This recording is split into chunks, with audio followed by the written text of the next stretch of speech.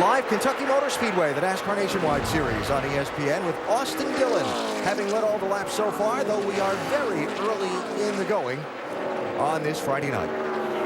Quick reminder, ESPN's coverage of Major League Baseball continues Sunday and Monday. First Sunday, David Wright and the Mets take a West Coast trip to L.A. where they face Clayton Kershaw and the National League West leading Dodgers at 8.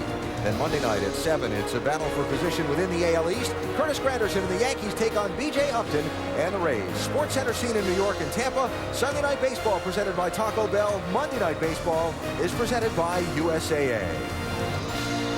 That's one fast graphic right there. You see how fast it's going around there? It's on board a fast race car as it was rolling. Austin Dillon, the race leader. Caution free so far here at Kentucky. Now we're talking about how this front came through and dropped the temperature from then 97 degrees to 72 now. It happened during Sprint Cup qualifying. Some estimates of the wind gusts have been up to 60 miles an hour. As teams and officials and track officials and fans rode it out, not everyone got through unscathed. Apparently, Vince Welch has more. That's right, Alan. Milan Radanovic of the 38 team, one of the crew members that was down here on pit road at the time, was trying to keep their pit box actually from blowing away and suffered a hand injury. In fact, a compound fracture. They took him to the hospital, stabilizing it tonight and flying him home this evening. They'll do surgery in North Carolina. Evan Marshall, you see him there on the screen, has been brought down from one of the other Turner teams, the 31 car of Justin Allgaier, and Evan Marshall will fuel the 38 of Brad Sweet tonight. All right, Vince, thanks. It was a scary situation for a few moments. It really was. We were up here in the booth, and it just came across. We were getting ready for the show. You wouldn't believe the pieces and the debris and things we saw flying through the air. NASCAR officials report all okay from their camp. Track officials have reported no known injuries from around the racetrack that they are aware of at the time of that report, which is great news. Yeah, I was getting out of the UPS Ford down there. I left my helmet on because I saw stuff blowing everywhere. One of the neatest things I saw is that big tent blew down, the inspection tent. I saw a bunch of crew guys run to the tent to help out. So a lot of good guys down there trying to help folks out. But again, a scary situation that has, for the most part, turned out to be all good. Sam Hornish Jr., second spot now, is Penske teammate Brad Keselowski behind him in third. These two driving Dodges, of course, the Penske team going to Ford's next season. Dodge Motorsports, or SRT as it's known now, issuing a statement this afternoon after a lot of inquiries about what their plans are for the future, saying that they are going through their process and they don't have anything signed yet, but they are heading in a direction in which they expect to have things set up in the near future. Yeah, I fully expect to see the Dodge brand out on the track next year. Danica Patrick, 7. And 36, Ryan Blaney, having a race for 14th and 15th. They've been side by side a couple of times. How much experience do either of these have on this racetrack? This is Danica's first time, and I'm sure it's Ryan Blaney's.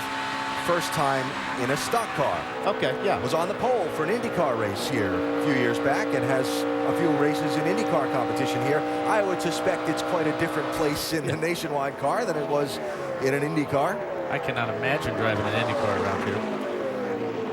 And Ryan Blaney back for his first start since that terribly disappointing moment at Darlington back on Mother's Day weekend. I thought he handled that really well, though. He made a mistake, got a little bit loose, hit the wall, got out, said, hey, it was my fault. He was frustrated. I think Ryan Blaney showed a lot of maturity. Even after making a mistake like that, I think he handled himself very well. But his race that he ran at Richmond was so impressive. Right now, hanging in there in 15th spot, Jamie. Yes, he is. And to answer your guys' question, this is his first time ever racing here for Ryan Blaney. As a matter of fact, it's the largest racetrack he's ever raced on. So he said he was learning his way around, but he felt pretty comfortable. Right now, his crew chief, Brad Parrott, just came on the radio and said that was your fastest lap. Keep digging.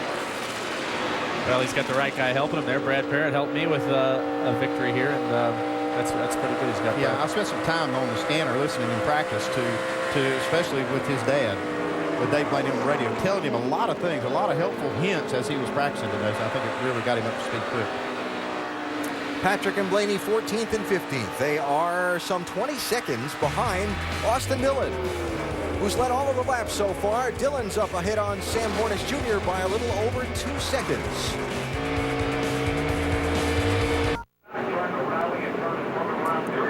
Caution is out. First time in the race. Jamie Mosley spun off turn 4. He's driven away. We'll show it to you in a moment. First, here come the leaders onto pit road. Vince.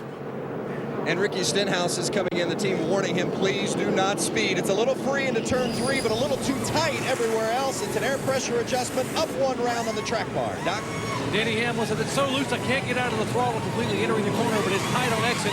Air pressure change, rubber in the right rear 4 tires. Jamie. And Kevin Harvick says he's loose on throttle. Air pressure adjustment. Don't wait on fuel as a fast stop, Dave. Leader Austin Dillon loose into the corner and to the center. They made an air pressure adjustment and only changed 2 tires. He'll keep the lead exiting pit road. A lot of 2-tire changes there. A whole lot of 2-tire changes there. Yeah, you can see just how many spots that Ricky Stenhouse lost by getting 4. That's pretty interesting. I think here, as soft as the tires felt to me, I think he won 4 tires. We'll see how this goes. Now, reason for the caution. Jamie Mosley, driving the 24 car, had a spin.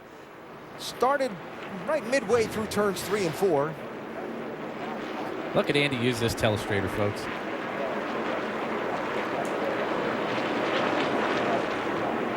Yeah, he gets just a little bit free. He does a pretty good job after the fact. I thought it was a pretty good job. Almost pulled right anything. into his pit stall. He missed the cone. Safe. Get it fixed up. Slid into home base. And drove away. First yellow's out at Kentucky. For the restart, couple of penalties. Ryan Blaney speeding, entering the pit lane. Brad Keselowski changed his right side tires, but it didn't go as planned. And he'll be at the back of the field for this restart. Now they're changing right side tires, and the cue for the driver here is to go when the jack drops, but they have a little hiccup on the right front with some lug nuts, trying to get one on. The jack does come down, and I think there's some confusion with Brad, and obviously the guy wasn't finished. I don't know where my right front guy went. He just disappeared. He never came around and knocked the nut off, and he was trying to get it on there, and they set the jack down because it was on there, but he never came around back around the car. Green flag, restart. That will take Keselowski from 4th for the restart back to 30th. Ryan Blaney goes from, with his speeding penalty, back to 27th. A very even start between Austin Dillon and Kevin Harvick. And Austin had the outside lane, still drove right around him and took off. That's a very fast race car to short run. Aubert probably got a chance to adjust on his car a little bit with the 2 tires, try to loosen it up. He's running 2nd now. Yeah, the first run of the race, Austin Dillon did get out to a pretty good lead, and it looked like it had stabilized, and some of the cars, I think Harvick was one of them, started coming back to him, making some ground back up. So Allgaier to 2nd, behind Austin Dillon. Harvick 3rd, Sam Hornish Jr. there in 4th. Now Stenhouse there in the 6th. You're watching dive down to the inside in that black Ford. He was the first guy with 4 tires on the pit stop, the first to change 4. He came off the pit lane in 10th spot, gained a couple spots with the penalty cars, so he restarted in 8th. Trying to get by the other Ford of Michael Annett. Everyone will be watching how Ricky's car performs right here, because that's one of the toughest things as a driver and crew chief, is to decide 2 tires and 4 tires can make the difference later in the race. So everybody's watching. Look at these guys racing. Hornish shuffled. Harvick and Allgaier. Now, you don't mind spending a little extra time on pit road, getting 4 tires if there's an upside. If there's not, then obviously you're just giving it away for nothing. So far, in this short of the run so far, I don't see a big advantage with those 4 tires on Stenhouse. Elliott Sadler, Michael Annett. 6th place. A lot of times you'll see that advantage on the end of the run when somebody gets 4 tires. After they run about 25 laps, you'll see those 4 tires start to come to the front. Quick update while we watch this. Eric Darnell, the 3 pass at that caution, taking wave arounds to get back on the lead lap. Danny Eflin in the 4, 17 of Tanner Berryhill, and the 52 car of Kevin LePage. As these cars race around this racetrack, we're watching 3 wide here. Look at that's for 13th position. Danica's hanging tough right here. Look at how much rubber is on the racetrack. The grip level difference between running in the gray and in the black it changes the whole race. And as you run these runs, it's pretty interesting to watch the line migrate around. And different cars are fast and low, and different cars are fast high. 37, Patrick. 38, Brad Sweet. 12th and 13th, James Busher sliding back to 14th, maybe more, as Mike Bliss hunts around him. There's those 4 tires. Stenhouse passing for 4th, right around the top. It's a little smoother up there. If that thing's sailing like it looks like his Ford is, that's pretty nice to be able to drive right around the top of somebody. Yeah, he had the 3rd fastest lap on the track and making that pass the last lap. Change your mind about seeing the advantage of the 4 tires after a few more laps? Need a little more time. I'll get back to you. Okay. Love it. 50 miles in to the Feed the Children 300 at Kentucky for the NASCAR Nationwide Series. Austin Dillon leading.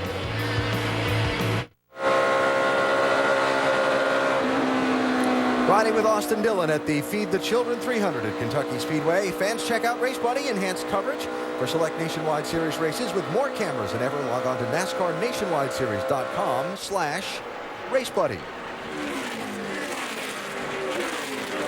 Richard Childress Racing Cars running 1 and 2. Austin Dillon leading Kevin Harvick, Dave. Looking good, aren't they, Alan? In talking to crew chief Danny Stockman earlier today, I said, hey, you guys are a young team, but you got any weaknesses right now? And he goes, yeah, my ability to make pre-race adjustments. Well, I think he's got some of that figured out. You saw how good he was on the first run. He made only minor adjustments on that pit stop, and then you saw how good he is right now. One more thing. Spotter Andy Houston is telling driver Austin Dillon, the only place the 33 veteran Kevin Harvick is better than you is exiting the corner. Use a little more racetrack, and you might pick that up. That's pretty nice to have a guy like Andy Houston up there helping you as a spotter. I know I've got Jason Hedleski. He's a race car driver as well. And for a young guy like Austin Dillon, we're watching him here in the race car, to have a spotter that could say, hey, look, here's where you're getting beat. This is what you need to work on. That helps a ton.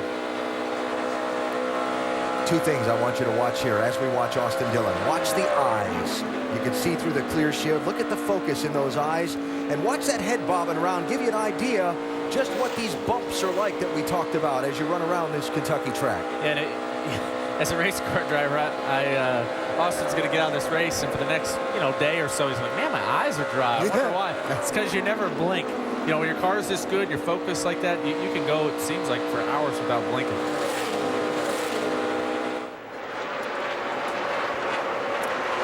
Ricky Stenhouse Jr. first off pit road with a 4-tire change on that last set of stops. Vince, he picked up 4 spots. He has indeed, Alan, picked up those 4 spots, but he doesn't really like the feel of the race car right now. We must be drilling the splitter on these low tires, because center off it doesn't turn. Then all of a sudden it'll start running better, and then all of a sudden the tires start giving up. Definitely on the splitter into 1. He says it's still hitting the splitter, even though that the air pressures have come up. They did put a round of wedge in during that first stop, and he says it's driving off the left rear a little bit too much. I'm not sure they're going to be able to correct that until that next stop, guys. What he's saying is that front splitter, when it hits the ground, the splitter doesn't turn as well as the front tires. So when that front of that car, right under the Mustang logo there, it starts hitting the pavement, the car will not turn. And when they said they put a round in the left rear, sometimes that tilts that right front of that splitter down to the ground a little harder. And as the speeds pick up, that's going to get worse. So Mike Kelly and those guys are going to have to come up with a way to fix that if they want to win this race later on. Yeah, and as that sun keeps going down and it starts getting cooler and cooler, that problem does get worse. Of course, Ricky Stenhouse in the news this week, being appointed to a full Sprint Cup Series ride by Roush Fenway Racing for next year. Said he found out and then kind of had a blackout imposed on him. Yeah, they didn't want him to talk about it. Kind of speechless, and then I was kind of disappointed because they told me I couldn't tell anybody. I was like, are you kidding me? So I rode home that weekend. We raced Road America, and I was driving home with my dad back to Mississippi. So I was in a motorhome for 700 miles, and I couldn't say anything to him. So that was a little difficult. Can you imagine that?